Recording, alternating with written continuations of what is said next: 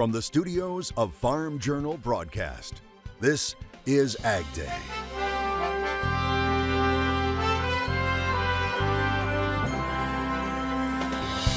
Bringing back FFA.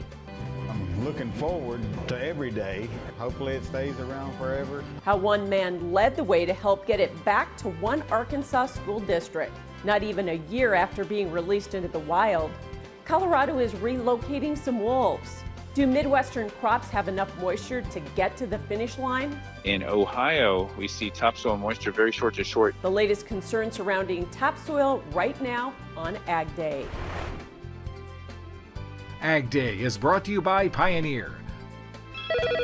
Ben's bins, please hold. Yeah, Ben's has been busy all day. Seems like no one can keep up with this new Z series. What did you all put in these seeds? Science. Good morning, I'm Michelle Rook. Clinton is on assignment. Most of the country has seen dry weather over the last week, and that's starting to cause concern about topsoil moisture. USDA releasing the latest topsoil moisture map. Overall this week it's rated 43%, very short to short. That's up 6 points from the previous week. Meteorologist Brad Rippey says it's part of a drying trend that has consumed much of the country. In Ohio, we see topsoil moisture very short to short increasing to 75%. That is having an impact, though, on that eastern fringe of the Corn Belt. Several other Corn Belt states saw increases of 15 to 20 percentage points during the week to reach 45% in Indiana, 38% very short to short in Illinois, and 31% in Michigan. And while West Virginia isn't as big of an ag state, for the first time in the 21st century, it's reporting 100% of its topsoil moisture is very short to short. The issues also showing up in the latest drought monitor, with over 27% of the nation experiencing some level of drought, up 4% from last week. Drought is also growing in Ohio. Now almost 38% of the state is in drought, 16% in the extreme category. Looking again at West Virginia, where 100% of the state is anywhere from abnormally dry to in exceptional drought. Chances for rain in the forecast could help out states like Ohio. Meteorologist Jack Van Meter joins us with more. It's been pretty dry, unfortunately, across much of the United States, and also, unfortunately, some of the areas that really need that rainfall fortunately just haven't received any rainfall either, especially out in West Virginia. They're still dealing, I should say, with that moderate to severe to extreme and actually some even exceptional drought as well. And take a look at Ohio starting to dry out a lot as well, and that is concerning as we get closer to harvest time. As we move our way out west, we can see Montana is still pretty dry as well. And also take a look at Kansas starting to be fairly dry as well, and also working in some moderate to severe drought as well. And as you make your way down south as well, still pretty dry out there. And unfortunately, doesn't look like a lot of rain and precipitation is in the forecast either. But we'll break that down in just a second. Rex Brandon giving us this awesome shot from above. I'll have more in your forecast coming up. We've been keeping you updated on this, a plan to demolish dams on the lower Klamath River near the California-Oregon border. Workers have now breached the final dams. The hope is to open up the river to hundreds of miles of salmon habitat. It represents the largest dam removal and river restoration project in the world. Along those same lines, earlier this year, the Interior Department announced it had signed an agreement with tribes and the Klamath Basin Water Users Association to help improve water reliability for the Klamath Project, which is a federal irrigation and ag project. The two signing a memorandum of understanding to develop a plan to restore the basin's health, support fish and wildlife in the area, along with agriculture. The basin has historically been California's largest production area for malting barley because of its warm, dry conditions.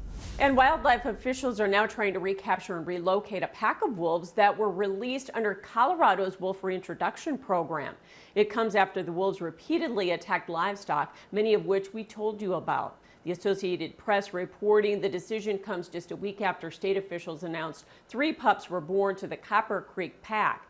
It formed after 10 of the wolves from Oregon were released in December, despite opposition from livestock groups. The pack at the time had at least 2 adults. Officials have not said where they plan to relocate the pack or whether they would be released back into the wild or kept in captivity.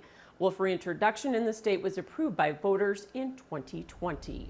The Oklahoma Department of Agriculture is investigating the deaths of up to 70 horses in the state. Local news agencies reporting many believe faulty feed is the cause of the animals' deaths. The horse died at the Butler and Son Rodeo Company farm in the western part of the state. It's been supplying horses to rodeos across the country for 90 years. The Oklahoma newspaper reporting individuals with close ties to the ranch said horses were fed a cattle drug called Monensin in a horse feed mix. One veterinarian calling it a tragic case of human error. Another equine ranch owner says the company had just gotten feed from a new supplier. Now, it's reported a state inspector took a feed sample for testing, but results will take a few weeks. USDA continuing to make announcements regarding its fertilizer production expansion program. Ag Secretary Tom Vilsack announcing an additional 7 projects receiving funding in 7 states. An investment of about $35 million to expand fertilizer capacity here at home. We have to date funded 64 projects within this fertilizer initiative, investing $286 million. These projects are located in 32 states. It's estimated the U.S. will see over 5.6 million tons of additional fertilizer production through the projects. China is one of the top countries for nitrogen fertilizer production. And right now, a top government official is in China meeting with officials. U.S. National Security Advisor Jake Sullivan meeting with Chinese President Xi Jinping on Thursday. The meeting aimed at keeping high-level communications open and stabilizing bilateral relations with Beijing. The White House saying the two sides will plan for a phone call in the coming weeks between Xi and President Biden. Sullivan said there is a possibility the two leaders might meet in person before Biden leaves the Oval Office. It is likely that both President Biden and President Xi will be at APEC and the G20 later this year. I don't have any announcements to make on either President Biden's travel or a potential meeting, but the likelihood is they'll both be there, and if they are, it would only be natural for them to have the chance to sit down with one another. So we'll have to await any confirmation or any announcements, but I think things pointing in that direction seem logical and reasonable. Grain seeing a big turnaround on Thursday. I'll have the latest on the positive turn of events in markets now. And later, one man was determined to get FFA back in one Arkansas school district, and now he's made it a reality in the country.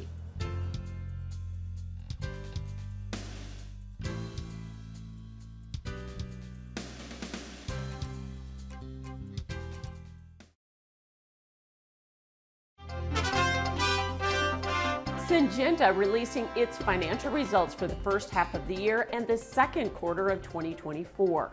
The global ag technology company reporting for the first half of the year, sales were $14.5 billion. Now that's down 17% from last year.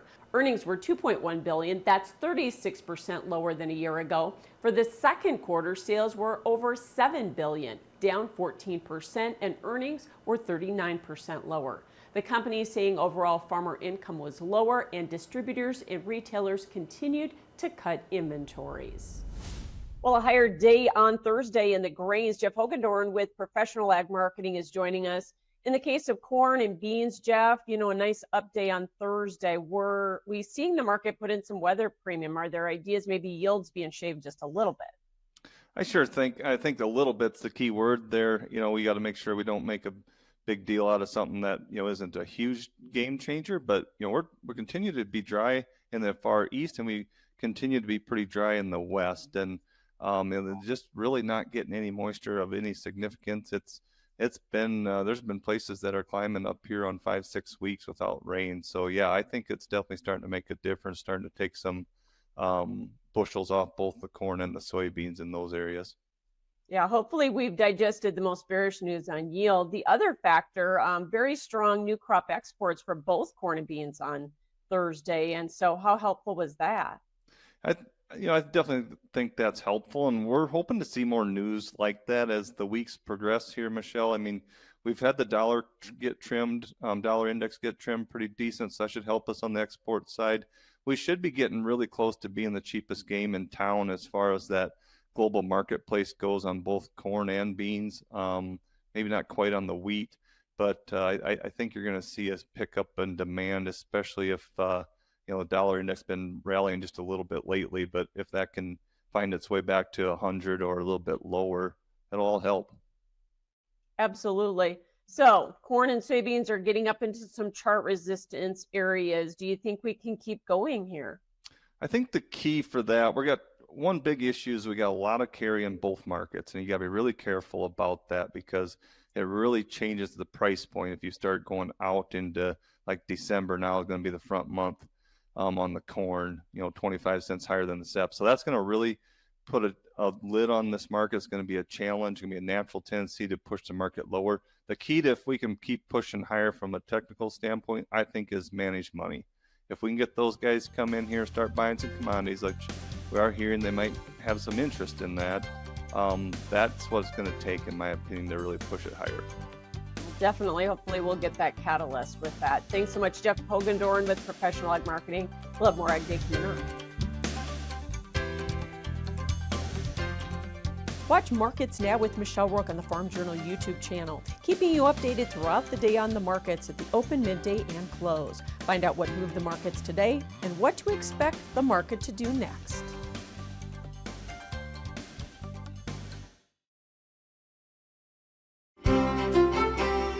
Take a look at current temperatures that we will warm up to later in the afternoon, and it's unfortunately going to be another very warm day across much of the central and eastern part of the country as that heat dome slowly makes its way to the west coast. We can see temperatures from right around 100 degrees extending from San Antonio all the way up through Cincinnati. We can see even warmer temperatures are starting to make their way to the east coast. Richmond, Virginia sitting at a high temperature of 92 degrees, and it looks like there's not going to be a lot of overnight cooling that's going to help that at all. As we can see tomorrow morning, still going to be fairly warm actually across much of the country. New Orleans still sitting at 78 degrees, Memphis at 74 degrees, but we can see pretty cool actually up north. Bismarck, North Dakota sitting at 47 degrees as our high temperature. And the good news is this heat dome, like I said, is slowly moving to the east. As we can even see that in our map for today, as we can see those temperatures are starting to sprawl out across the country,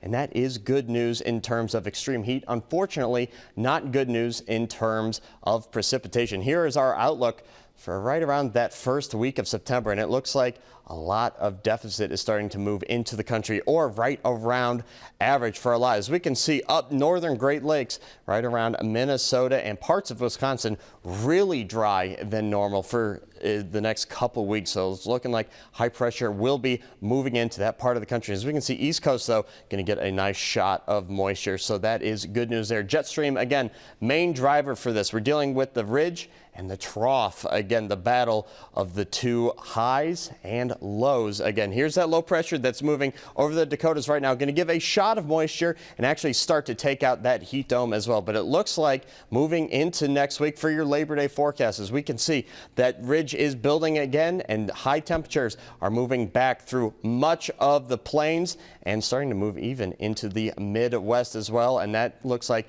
it's just going to be a main thing. Precipitation, again, going to be pretty lacking, mostly associated, though, with that trough that's moving through the northern part of the country. As we can see, widespread precipitation, and it's going to be only pretty much for the central part of the country and actually just moving off to the east coast as well.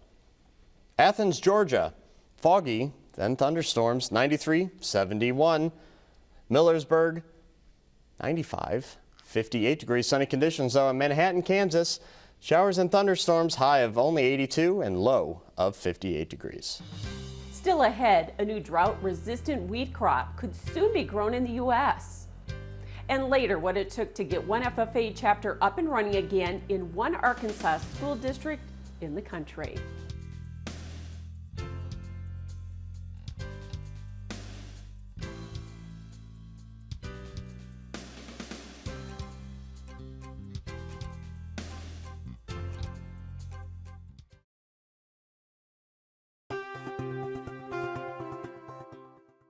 USDA has approved a new drought-tolerant wheat trait. The agency approving Bioceres Crop Solutions genetically modified wheat known as HB4. Company officials say the wheat is designed to be drought-tolerant and resistant to herbicides. The U.S. is now the fourth country to clear HB4 wheat production, following Brazil, Paraguay, and Argentina. However, despite getting the green light from USDA, commercialization of the product here will still take several years, as the product must go through additional steps. U.S. Wheat Associates releasing a statement saying it supports the approval, emphasizing the potential benefits for both farmers and consumers. AGCO is announcing the North American debut of its Massey Ferguson 9S Series tractor. Take a look. AGCO says this tractor delivers maximum power and efficiency for demanding implements. It has a 90 GPM economy pump, which enables farmers to adapt to their operations. It says the right ballast reduces unneeded compaction while providing high levels of traction for heavy draft work. The company says while in the field, operators have reported up to a 15% cut in fuel consumption with the tractor. And here's a free way for farmers to measure the carbon intensity of their farming operations. Meristem releasing its CI estimator. The company says the online calculator is geared towards providing growers an easy-to-use overview of the practices that can affect an operation's CI score. Farmers can input their location and farming practices, as well as the type and amount of fertilizers they use. You can try it out at meristemag.com/CI-estimator. New numbers show that interest in FFA is at an all-time high. And it's starting to come back in more schools. We'll take you to one in Arkansas that's starting back up after more than 50 years. Next in the country.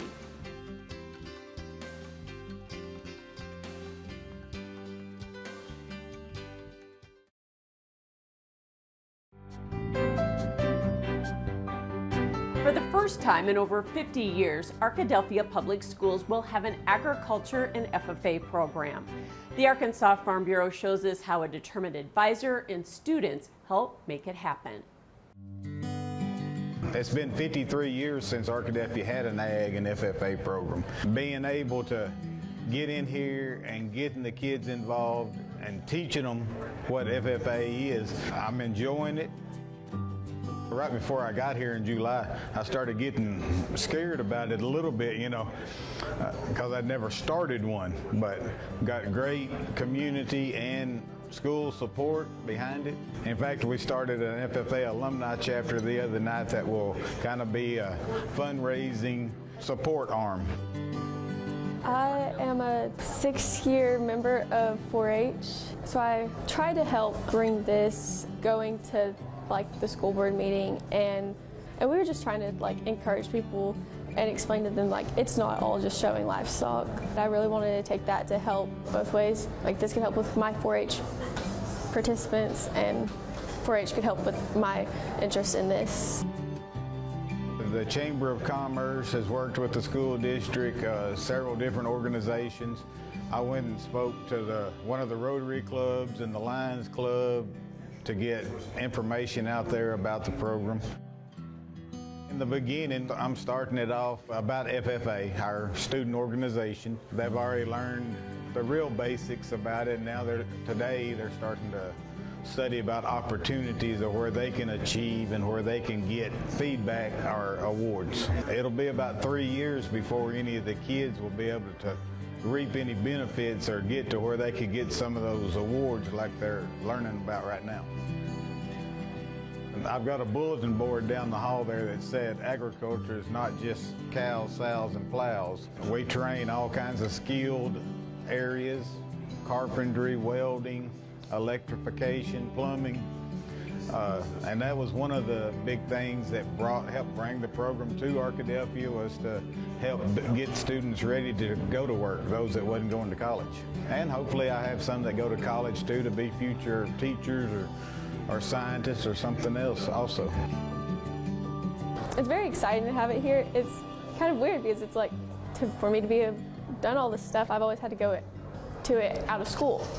To be able to do it in school is really good, because then it's less time out of my day so I can do other stuff. I'm not sure on what I want to do yet. I have looked at doing something maybe in ag, but I'm still unsure right now. I hope this helps me learn more about the basics and stuff. It helps me decide if this is for sure what I would want to do after high school.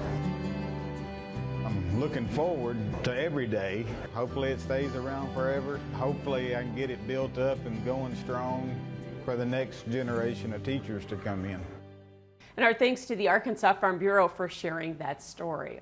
And that's all the time we have for this morning. Thanks for watching. For all of us here at AgDay, I'm Michelle Rook. Have yourself a great day.